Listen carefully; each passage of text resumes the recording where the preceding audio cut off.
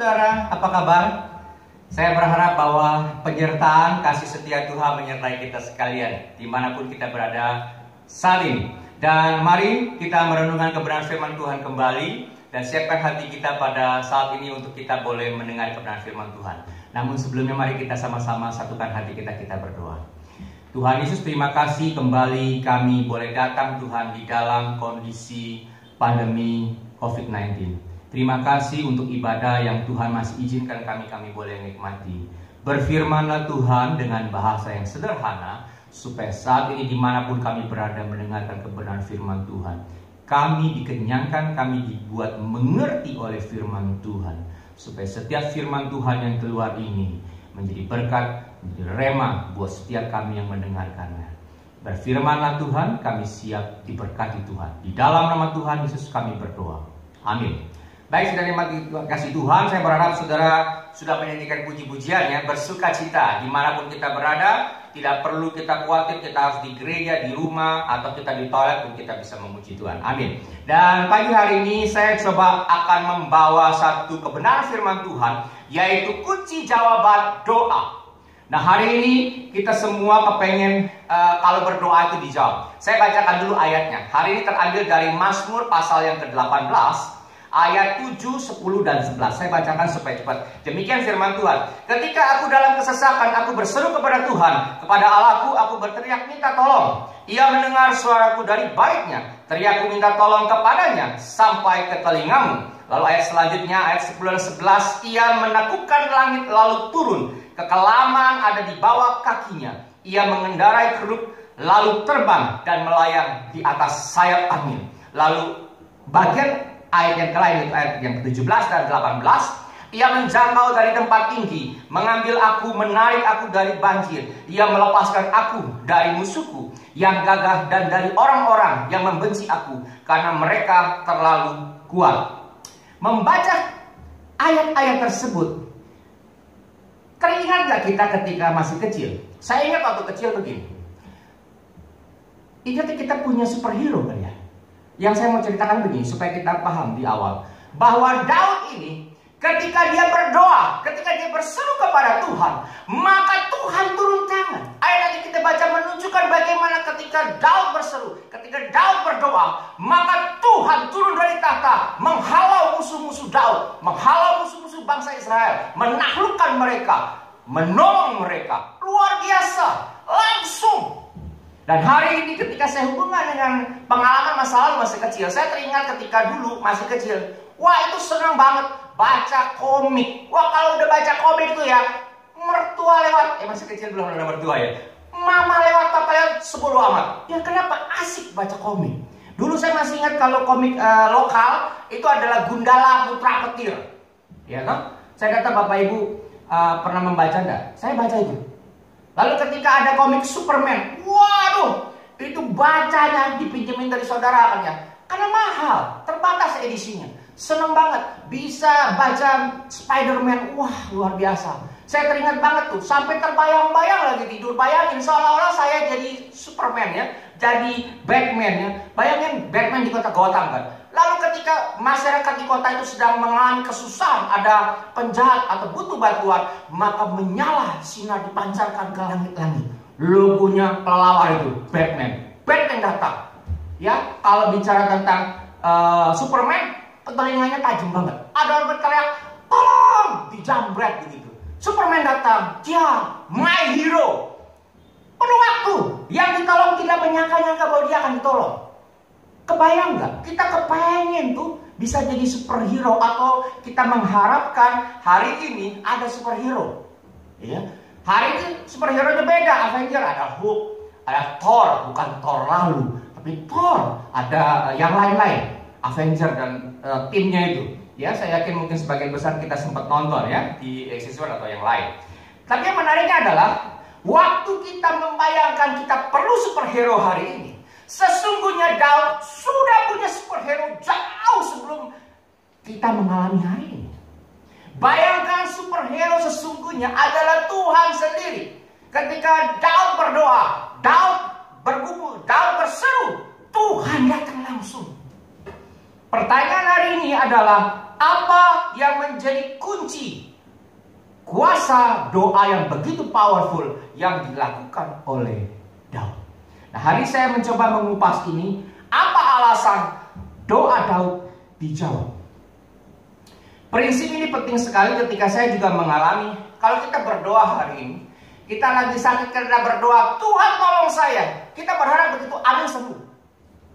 Kita seringkali klaim, jikalau hari ini kita berdoa berdoa firman Tuhan, kita klaim Matius 7:7, mintalah dan sebagainya.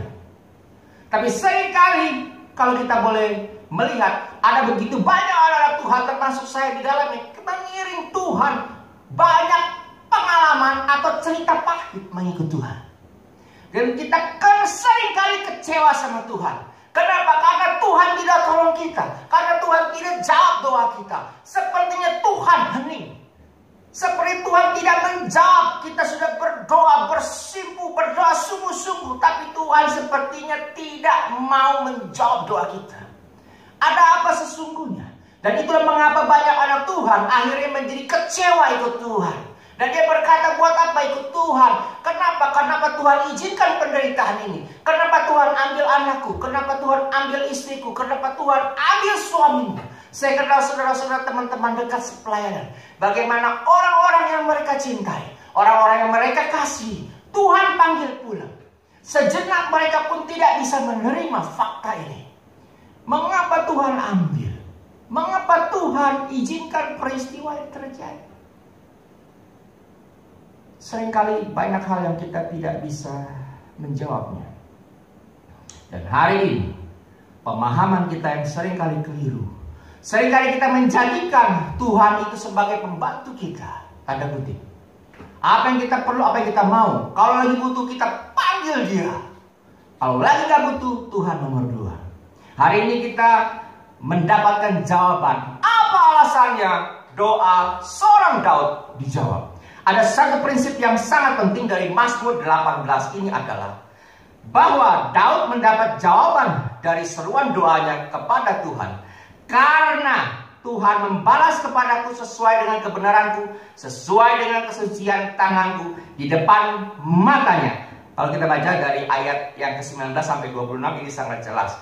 Ya, doa Daud dijawab dan ia mendapat pertolongan Tuhan tepat pada waktunya, karena kita catat sama-sama bahwa hidup Daud itu dia taat dan setia kepada Tuhan. Ini kunci rahasia doa Daud dijawab. Dan itu menjadi kunci rahasia kita ketika kita berdoa mau dijawab oleh Tuhan.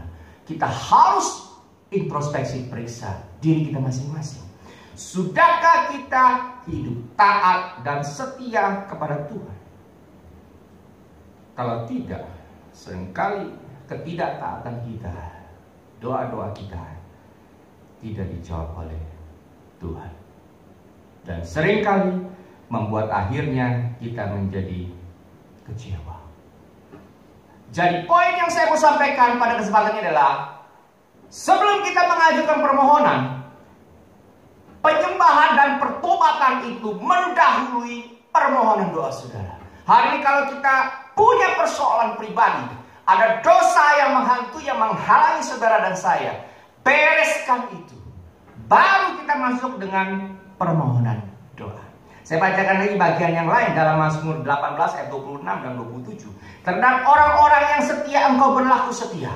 Terhadap orang yang tidak bercela engkau berlaku tidak bercela. Terhadap orang yang suci engkau berlaku suci, tetapi terhadap orang yang bengkok engkau berlaku belat-belit. Bagaimana kita menanggapi kebenaran firman Tuhan ini?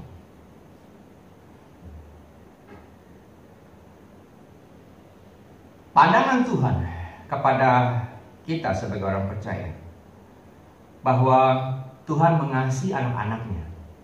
Tuhan mengasihi kita sekalian. Sehingga oleh karena kasihnya, maka ketika kita berdoa, kita memaksa atau kita menghendaki bahwa setiap doa kita Tuhan akan jawab. Tidak salah.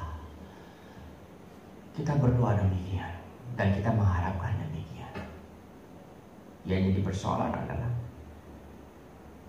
bagaimana posisi hati kita, posisi pribadi kita ketika kita menaikkan doa-doa kita kepada Tuhan. Benar adanya bahwa Yesus sudah mati di atas kayu salib untuk engkau dan saya. Tapi bukan berarti Tuhan adalah Tuhan yang gampangan, Tuhan yang begitu mudahnya kita kelabui. Ada seringkali saya berikan contoh yang sederhana begini, bahwa Tuhan akan memberkati setiap kita. Amin. Hari ini kita berpikir, kalau saya kasih 1 juta persembahan kepada Tuhan, Tuhan ganti 10 kali ganda. Wow, kalau cara pikir kita itu Tuhan seperti itu, gampang banget Tuhan dikibulin. Kalau gitu saya pinjam uang di bank 100 juta, saya kasih persembahan ke gereja, maka Tuhan senang dan bersuka cita atas persembahan itu. Maka Tuhan ganti 10 kali ganda, 7 kali, 11 kali, 100 kali barangkali begitu ya. Jadi kaya raya. Cara Tuhan gak begitu. Tuhan tahu persis ketika kita memberikan. Oleh karena kalau kita mengingat bagaimana janda yang memberikan persembahan itu dengan orang kaya memberi persembahan, Tuhan membedakan sangat jelas. Jadi kita jangan sampai memanfaat kasih Tuhan, kebaikan Tuhan, dengan cara kita berpikir kita bisa menipu Tuhan.